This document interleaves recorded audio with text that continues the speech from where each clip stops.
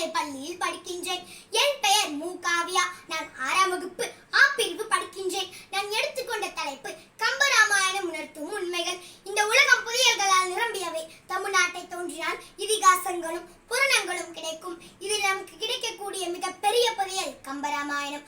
கம்பராமாயணத்தின் சிறப்பு பெயர்கள் கம்பகுருதிரம், கம்ப நாடகம், தோருமாக்கலை, இயற்கை பரிணாமம். கம்பராமாயணத்தினை படித்த பலரும் கம்பராமாயணத்தின் கவிதை திறனை பாராட்டியுள்ளார்கள். கம்பர் கல்வியின் பெரியோர் கம்பர் எனவும், கவி சக்கரவர்த்தி கம்பர் எனவும், வள்ளலுக்கெல்லாம் வள்ளல் எனவும், தமிழுக்கு கனக்கம்பர் மற்றும் திருவள்ளுவர் என்று கூறுவர். நம் கம்பர் 96 ஓசை வகைகளை கையாண்டுள்ளார்.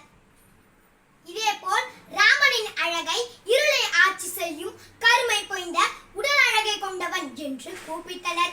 ஆனால் சீதையை வர்ணிக்கவில்லை. சீதையை வெறும் அவள் என்றுதான் கூப்பிட்டார்கள். சீதை இன்னொருவர் மனைவி எனவே அவளை வர்ணிக்க கூடாது என்ற தமிழர் மரபு பண்பு மற்றும் ஒழுக்கத்தின் வழி நின்று ஓடமோட்டும் குகன் மூலமாக உணர்த்துகிறார்கள். குகன் காட்டில் வாழ்பவர், படிப்பறிவில்லாதவர், ஓடம் ஓட்டுபவர், நகரங்களுக்கு சென்றதில்லை. ஒருவனுக்கு ஒருத்தி என்னும் சீரிய பண்பு கம்பராமாயணத்தில் உள்ளது.